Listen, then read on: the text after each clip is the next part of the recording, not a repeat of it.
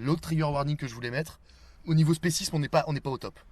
Il y a du requin mort, ça tue un rat. C'est-à-dire qu'à un moment, tu vois la meuf, elle prend le rat, elle est devant une marmite et je me dis, oh, elle lui fait un câlin, blam, elle le jette dedans et le truc il crame.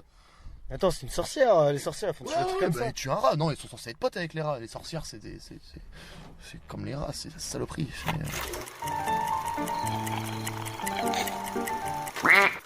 Donc avant de commencer, petite précision, j'avais gagné les places avec un concours sur Twitter pour l'avant-première à Nantes. Et donc du coup on arrive dans la salle. Première surprise, c'est qu'il n'y a pas de pub, donc ça c'est cool. Et c'est quoi la deuxième surprise qu'on a eu, Béranger ? Ah bah c'était en français. C'était en français, d'où le public relativement jeune. Il était très jeune ce public. Très jeune, et du coup il a plus rigolé que nous. Et donc moi c'était la première fois que je voyais un film en français depuis, au cinéma depuis Spider-Man 2, donc on a dit 2003 à peu près. Ouais. Donc voilà, je m'attendais à ce que ce soit plus intenable, au final on oublie. C'est pour un film qui appartient à une saga où globalement les acteurs sont à chier et les dialogues pourris. C'est pas, voilà. Donc pas très gênant finalement. C'est pas l'interprétation qui joue sur cette saga. Voilà, donc bon pour le film, nous on a fait le marathon il y a un peu plus d'une semaine. Donc quand même je pense, voilà, gros expert Pierre des Caraïbes. Ah oui, doctorat. Voilà, on a le doctorat, on maîtrise. Je fais dire on méprise. Et, donc là, bon, pas faire de pitch de l'histoire, parce que comme d'habitude, là, c'est des personnages qui ont des intentions qui se rejoignent, puis qui se séparent, puis qui se rejoignent, ça trahit dans tous les sens. J'ai plutôt beaucoup aimé, je le mets vraiment dans le haut du panier de la saga. Bon, avant de développer, déjà, il y a 2 trucs que j'ai ressentis devant, enfin que j'ai vu et que j'avais vu dans aucun des autres films jusque-là de la saga. Une scène vraiment belle où il tente un truc esthétique. En gros, une séquence qui est vraiment courte. On a l'impression que les personnages marchent sur les étoiles. Et autre chose, c'est que j'ai été ému. Donc ça, évidemment, je peux pas expliquer pourquoi. Parce que ça passe à la fin du film, mais ça m'a ému. Et ça m'est arrivé aucune autre fois. Et donc, ouais, non, j'ai trouvé que voilà, on retrouvait le côté aventure des 2 premiers. Avec, tu sais, ce dont tu parlais justement, ce côté un peu cartoon plateforme où c'est comme des pièges et des attractions qui sont activées par Jack Sparrow. Je pense que la différence avec les 2 premiers, c'est que c'est moins enfantin, plus adolescent. Donc on se retrouve des fois avec des aspects teen movie, humour très grivois. Alors je pense que pour nous, la réception de ces scènes-là, la VF a pas aidé. Il y a un nouveau trio. Je le trouve un petit peu moins mauvais que le précédent pour une simple raison, c'est que Kaya Scodelario est un peu meilleur que Keira Knightley. Par contre, le nouveau Will Turner, bah c'est le même quoi. Aussi bien sur l'écriture du personnage que l'interprétation, c'est le même. Jack Sparrow, bon, il essaye, voilà, eux ils essayent de le cadrer, de faire pas mal de scènes de bataille dans le noir. Je sais pas, soit parce qu'il est pas un doubleur, soit pour possiblement un peu plus charismatique. Mais, il est en déambulateur total. Ah là, c'est chaud là. Mais il est quand même plus Jack Sparrow que dans le 4. Tout ce qu'on va dire là, est-ce qu'on peut éviter de dire par rapport au 4 ? Parce que ça ne veut rien dire. Oui, le 4 c'était les abîmes. Mais tu vois, moi, bon attends, je finis juste sur ce truc et je vais te dire où je le situe dans la saga. Là, on a une aventure. Il y a des scènes que je trouve très réussies. Flashback, arrivée de tel bateau, retour de tel personnage que je trouve réussi. Il y a une quête, une chasse au trésor. Voilà, on retrouve l'enchantement des 2 premiers. Voilà, l'esprit, vraiment un film de pirate, un film d'aventure. Un peu Indiana Jones. C'est un Pierre des Caraïbes. Et du coup, par rapport à ce que tu venais de dire, on oublie le 4. Moi, je le mets bien au-dessus du 4, au-dessus du 3. Je le mets vraiment dans la continuité des 2 premiers. Un bon film de pirates. Alors, je pourrais aussi parler de l'épilogue, mais bon, je veux pas te gâcher, vu que je sais que toi, t'es un hater et que t'es très méchant et que tu préfères retenir le négatif, donc je te laisserai parler de l'épilogue, qui était évidemment en trop et complètement à chier. Mais voilà, qu'est-ce que t'en as pensé ? J'ai globalement très moyennement aimé. Les scènes d'action, il y a très peu que je trouvais lisibles. J'ai oublié de le dire, je suis d'accord. Elles sont ultra mal faites. Enfin, en fait, il y a un moment, je crois que il y a une course-poursuite et il faut qu'ils rejoignent la terre ferme. À ce moment-là, il n'y a pas un seul plan de fixe. Tous les plans bougent. C'est-à-dire que même les plans de loin, enfin les plans larges, il les fait bouger, il les fait. Ça se dire, il y a aucun plan qui est stable, il y a aucun moment où tu as une respiration, où tu peux savoir où ça se passe. C'est déjà chiant. Je vais juste redire sur les 30 premières minutes. 30 premières minutes, ça commence par un flashback, mais la jeunesse d'un des héros du film. Il va y avoir des histoires avec des pirates à ce moment-là. Bim, gros titre. Ensuite, on introduit l'autre personnage qui est le personnage féminin. On introduit Jack Sparrow dans une scène qui se passe en ville où ça va se bastonner, ça va tout ça. En gros, là, ce que je viens de te dire, c'est le schéma exact du 1. C'est exactement le schéma du 1. Comment elle s'appelle, tu m'as dit ? Kaya Scodelario. Alors elle, point corset. Je pense je pense surtout qu'ils se sont dit, non mais tu vas garder le corset du début à la fin. C'est-à-dire qu'à un moment où c'est plus nécessaire. Non, si, garde. Qu'est-ce que j'en ai pensé sinon? Bah, comme j'ai dit, Jack Sparrow, enfin, il peine un petit peu. Enfin, moi, il me fait un peu de la peine. Ils se sont servis de la saga comme outil. Le thème, je pense que c'est le thème de la malédiction du Hollandais volant. C'est le thème au violon, là. Ouais. Nananananana. Ce truc-là, ils l'ont employé en gadget, mais plein de fois. Et je pense que c'est ce qui t'a ému à un moment. Il y a très peu de scènes où je trouvais que la musique servait vraiment le truc. Il y a des scènes où vraiment c'est un prout, quoi. C'est. La musique est utilisée pour un truc épique et elle démarre jamais, c'est-à-dire qu'il n'y a jamais une force. Le seul moment où elle démarre, c'est la scène à chier à la fin, quoi. Tu vois des persos qui reviennent, mais tu sais même, c'est de la résolution, mais genre c'est bazardé. Je pense que c'est un petit clin d'œil pour montrer au public c'est le nouveau trio, quoi. Oui, d'ailleurs, en parlant de clin d'œil, je pense que le réalisateur ne niera pas le fait que c'est un hommage à Fast and Furious 5. Hein.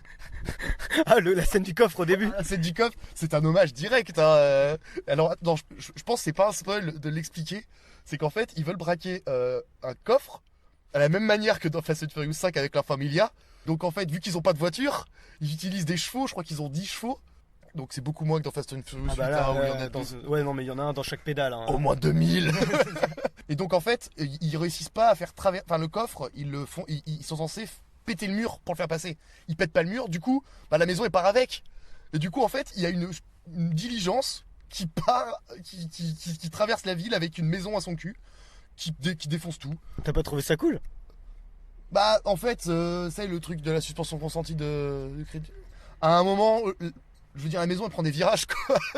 Attends, mec, dans ce cas, tu refais toute la saga comme ça, on s'en fout non, de ça. ouais, Mec, Indiana Jones, enfin, je sais pas. Ouais, mais justement, enfin, c'est-à-dire qu'il y a vraiment. C'est un des seuls plans larges du film d'ailleurs, où vraiment je la vois, je fais, mais la maison elle prend un virage là. C'est-à-dire que vraiment tu la vois qui tourne, alors qu'à la limite, fais-la. Je sais pas, fais un truc pour qu'il y ait plus de chaos, quoi. Mais voilà, c'est un petit détail. Mec, je suis persuadé que tu regardes la poursuite avec la boule dans le début d'Indiana Jones 1, je suis sûr que tu vois des trucs pareils. Hein. Ouais, mais du coup. Tu sais, c'est pas un mec qui rend sa thèse en mécanique ou en ingénieur, tu vois. C'est un truc d'aventure pour se divertir avec des pirates et un monde fantastique, quoi. Ouais, on dirait que tu me sors une vanne de mal avec une c'est de l'humour. Non, mais c'est vrai, moi je regarde pour ça, je m'en fous. Surtout qu'en plus, l'arme de Jack Sparrow, ça a toujours été la chance. Ça, c'est vrai. Comment elle dit déjà Caia Scodelario. Astronome, c'est ça. Astronome, ouais. Bonne blague là-dessus d'ailleurs. Allez, les jeux de mots. Mais là, je pense que la VF nous pénalise beaucoup sur tout ce qui est jeux de mots. Astronome, t'aimes la cuisine. Ouais. Et la VF, pareil, enfin, un gros truc catastrophique aussi, c'est avec Javier Bardem. Dire quand il arrive, tu vois, c'est le mec qui est censé faire peur, et il fait peur un peu, mais sauf que quand il arrive et qu'il dit alors Jack le moineau, on dirait le mec, on dirait deux pochetrons qui se sont battus. Mais oui, oh le moineau, on dirait en fait deux mecs qui se sont bastonnés dans un bar, tu vois, dans la campagne il y a 10 ans, il le retrouve, il arrive complètement bourré dans le bistrot. Il dit alors le moineau, je t'ai pas oublié. Oui, alors c'est vrai que pour tous les amateurs de cinéma, je vous déconseille la VF, hein, voilà, ça va sans dire. Hein. C'est quand même pas génial. Hein. Mais je suis surpris que t'aies pas aimé parce que moi on retrouve vraiment, il repart sur le 1 mais j'ai passé un moins mauvais moment que... Ouais, je suis désolé, un moins mauvais moment que le 4. Je suis obligé de le dire, quoi. Moi j'ai passé un bon moment vraiment, quoi. Ouais, non, c'était sympa. C'est un 6,5 sur 10, quoi. Ah, c'était sympa, mais c'est-à-dire qu'à un moment j'ai eu objectivement mal aux yeux. Mais en fait, il y a énormément de moments où je me suis dit que c'était gâché. Genre qu'il y a des scènes qui étaient gâchées. Par la mise en scène, en fait. La mise en scène gâchait le truc. Genre par exemple, il y a une scène que je trouve ultra efficace, qu'on voit pas tellement qu'on voit un tout petit peu dans la bande-annonce, mais qui est pas expliquée. C'est les coups de sabre. Et je trouve que c'est une trop bonne idée. Ouais, ça c'est cool, ouais. Et bah la dramaturgie elle est pas là, quoi. Genre une scène où t'as l'angoisse, quoi. T'angoisses pour personne, tu t'en fous. Ouais. Même la personne qui est censée être touchée, il s'en bat les couilles. Ouais, c'est vrai. Et ça, c'est arrivé sur 2-3 autres moments où bah c'est gâché. Et les seuls moments où ça marche, c'est par une utilisation excessive de gadgets comme la musique. Oui, t'as déversé ta haine, mais il te manque un peu d'âne quand même. Peut-être que tu veux parler de l'épilogue.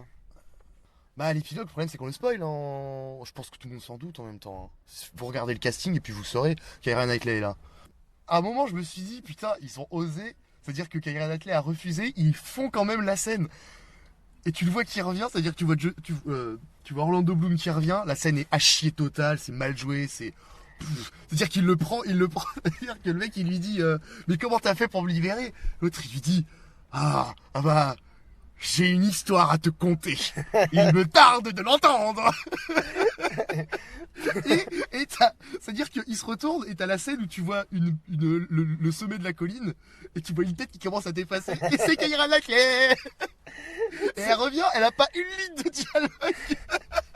C'est sa meilleure scène de toute la saga. Elle arrive en courant et il se serre dans les bras. Et je veux dire, on s'en bat les reins. Alors, et là, justement, à ce moment-là, ils mettent la musique, le thème de la malédiction du Hollandais volant, quoi. Mais tu vois, c'est marrant parce que cette scène en plus, tu vois le regard de Orlando Bloom en fait. Tu sais, c'est comme quand tu dois rejoindre quelqu'un pour un rendez-vous et que t'arrives de loin et que tu te vois de beaucoup trop loin, tu sais, c'est gênant. Tu prends conscience de ton corps et tu dis ta tête, tu dis est-ce que je dois rester au même niveau ou est-ce que je dois monter, descendre. Je vais lever les sourcils. Et là, tu sens qu'Orlando Bloom, qui est quand même un acteur, tu vois, il ressent la même chose, il est gêné. Il sait pas comment être cool. C'est vrai, je suis sûr, elle était pas prévue sur le plateau. Ah, t'es là. Non, par contre, il y a un rapport à l'alcool qui est un peu plus présent qu'avant. C'est-à-dire qu'on voit vraiment Jack Sparrow là, bourré, quoi. en fait, il fallait que Johnny Depp fasse 10 ans d'alcoolisme pour qu'enfin Jack Sparrow puisse être à la hauteur de l'alcoolisme qu'on lui attribue, quoi. Fallait surtout qu'on arrive à un point où il pouvait plus jouer autre chose. Bon, faut conclure. Et ben moi, je te cache pas que j'attends le prochain. Ah, parce qu'il y en aura, hein. Il y en a un, ça doit être une nouvelle trilogie, donc ah non, parce qu'il disait la dernière aventure, donc c'est peut-être la fin. Mais celui-là, je pense qu'il va cartonner. En même temps, si c'est vraiment la fin, déjà, je pense que la fin, c'est quand ils se seront frités vraiment avec quand tout Disney sera frité avec Johnny Depp et qu'ils le feront mourir. Le personnage Jack Sparrow, voilà, on s'entend. Donc je pense que d'ici là, on a revu la fameuse scène de fin d'arc où il est sur le pont. Et il dit, alors, c'est quoi notre destination, Captain La VF, c'est tellement... À part que cette fois, ils ont rien dit. Alors que je me souviens qu'à la fin du 3, ils disent, vous avez entendu parler de la fontaine de Jouvence? Oui, parce que non, mais là, il laisse une porte ouverte au cas où, pour un spin-off, j'en sais rien. Ouais. Donc voilà, c'était tout pour Pierre des Caraïbes, la vengeance de Salazar. Donc un film qui divise. J'espère qu'on reverra dans les prochains Sirena aussi. Non. Ça serait bien.